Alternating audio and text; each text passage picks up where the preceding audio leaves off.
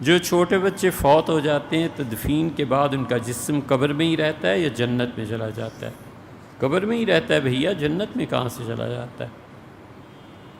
بہت تھوڑے لوگ ایسے ہیں جنہیں موت سے پہلے جنہیں حشر سے پہلے، قبر سے پہلے ہی جنت میں بھیج دیا جاتا ہے۔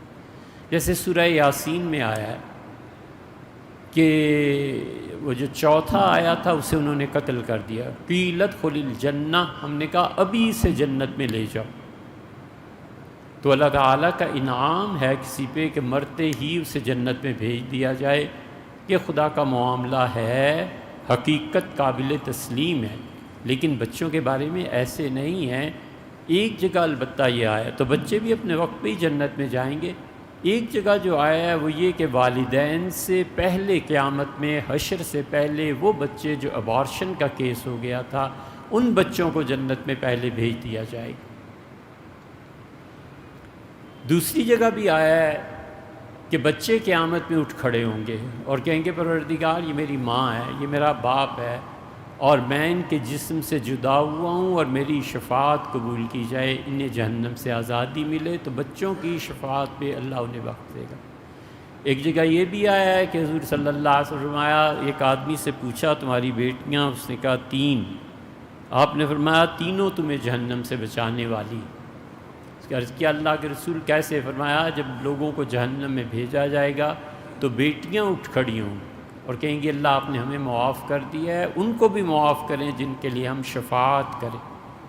تو شفاعت کی کیٹیگریز ہیں۔ سب سے بڑی شفاعت حضرت رسالت پناہ صلی اللہ علیہ وسلم کی ہے، اس کے بعد صحابہ کرام رضی اللہ عنہ کی ہے، اس کے بعد تابعین کی ہے، تبع تابعین کی ہے، قرآن کی ہے۔ قرآن آئے گا اور کہے گا کہ اللہ رمضان میں یہ تراویح میں کھڑے ہو کے مجھے سنتے رہے ہیں، اللہ میری سفارش یہ ہے کہ آپ انہیں معاف کر۔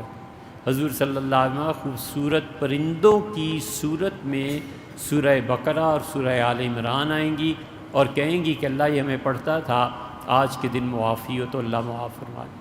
اسی طرح اس سے پوچھا اللہ کے رسول اور 2 بیٹیاں؟ آپ نے فرمایا 2 بیٹیاں بھی۔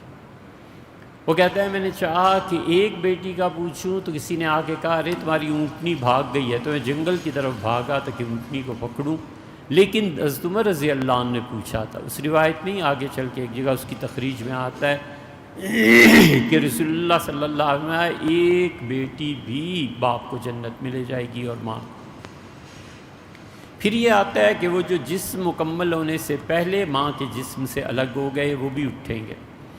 پھر یہ بھی آتا ہے کہ جو بچے ایسے تھے کہ ماں باپ نے یہ دکھ برداشت کیا تو اللہ کہتا ہے یہ بچپن میں ہی میں نے، رسول اللہ صلی اللہ علیہ وسلم نے فرمایا وہ جو اپنے بچے کی ابارشن دیکھتا ہے، یہ چھوٹے بچے کو دفن کر کے آتا ہے تو اللہ اس فرشتوں کو بلاتے ہیں اور کہتے ہیں حل قبض تم ثمرۃ فؤادہ، تم نے تو میرے بندے کا دل اپنے ہاتھوں میں لے لیا، میرے بندے کا جو پھل تھا محنت کا، زندگی کا، اس کا سرمایہ تھا، تم چھین کے لے آئے۔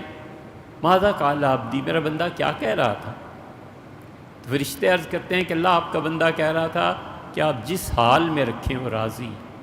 تو اللہ تعالیٰ نے فرمایا کہ اتنے صدمے کے بعد بھی اس نے یاد رکھا، جنت میں ایک گھر بناؤ وسمو، اور اس کے گھر کے اوپر لکھو کہ بیت الحمد، اور یہ میرا بندہ آئے گا تو اس بچے کے ضائع ہو جانے پہ ہم اسے جنت میں یہ جگہ اس کی دیں گے۔ اسی طرح یہ بھی آتا ہے کہ جو بچے ضائع ہو جاتے ہیں انہیں ماں باپ سے پہلے خدا کی حکمت ہے کہ جنت میں پہنچایا جائے، اور اللہ تعالیٰ فرمائیں گے کہ میں تمہیں جہنم میں پھینک دیتا لیکن تمہارے بچے جنت میں ہیں، تو وہ جو ہی جنت کی طرف جائیں گے تو اندر سے دروازے کے کھٹکنے کی آواز آئے گی، اور آپ نے اللہ کہے گا بچوں جس دروازے سے چاہو اپنے ماں باپ کو لے جاؤ، تو وہ دروازہ جب کھلے گا تو کہیں گے کہ امی ابو میں آپ کے انتظار میں تھا، آپ آئیں میرے پاس۔ تو یہ اللہ کی حکمتیں ہیں۔ اس لیے جن لوگوں کے بچے دنیا سے چلے جاتے ہیں یا ماں کو کوئی ایسا حادثہ پیش آ جاتا ہے، بیوی کو، یہ اللہ کے قرب میں اضافہ کرتا ہے، اللہ کے قرب میں انسان کو جو تکالیف ہوتی ہیں، پریشانیاں ہوتی ہیں، یہ نہ کرنا کہ اللہ سے کہیں مانگنے لگ جاؤ ولیعذ باللہ، لیکن جتنا اللہ کے قرب میں تکلیف، پریشانی، مصیبت، لوگوں کی گالیاں، تہمتیں یہ اضافہ کرتی ہیں، خوشی اتنا اضافہ نہیں کرتی۔ جبر جو انسانوں کا ہے اس کے خلاف خدا نے کہا ہے جہاد کرو، اور جبر جو خود اللہ کرتا ہے اس کے خلاف نہیں کہا۔ سیلاب آ گیا یہ خدا کا ہی تو جبر ہے، اب کیا کرے آدمی؟ زلزلہ آ گیا یہ خدا کا ہی تو جبر ہے۔ یہ جو خدا کا جبر لوگ برداشت کر لیتے ہیں نا، ان پر خدا کی رحمت شکر سے زیادہ نازل ہوتی ہے۔ وَلَنَبْلُوَنَّكُمْ بِشَيْءٍ مِّنَ الْخَوْفِ، ہم تم پہ خوف کا جبر کریں گے، وَالْجُوعِ، بھوک مسلط کر دیں گے، اور تم میں مصیبتیں، وَنَقْصٍ مِّنَ الْأَمْوَالِ، تمہارے پیسے میں کمی آ جائے گی، وَالْأَنفُسِ، تمہاری جانیں کم ہو جائیں گی، موت تمہارے گھر میں آ جائے گی، والثمرات، تمہاری محنتوں کا نتیجہ کم دکھا کر لا کر ہم تمہیں آزمائیں گے۔ یہ سب خدا کا جبر ہے۔ وَبَشِّرِ الصَّابِرِينَ، خوشخبری دے انہوں نے جس پہ صبر کیا۔ جب انہیں مصیبت پہنچی تو انہوں نے کہا اِنَّ أُولَٰئِکَ عَلَیْہِمْ صَلَوَاتٌ مِّن رَّبِّہِمْ وَرَحْمَةٌ، یہ وہ میرے بندے ہیں جن پہ میں سلام نازل کرتا ہوں، جن پہ میں درود بھیجتا ہوں۔ اللہ اپنے بندے پہ درود بھیجے، بہت بڑی بات۔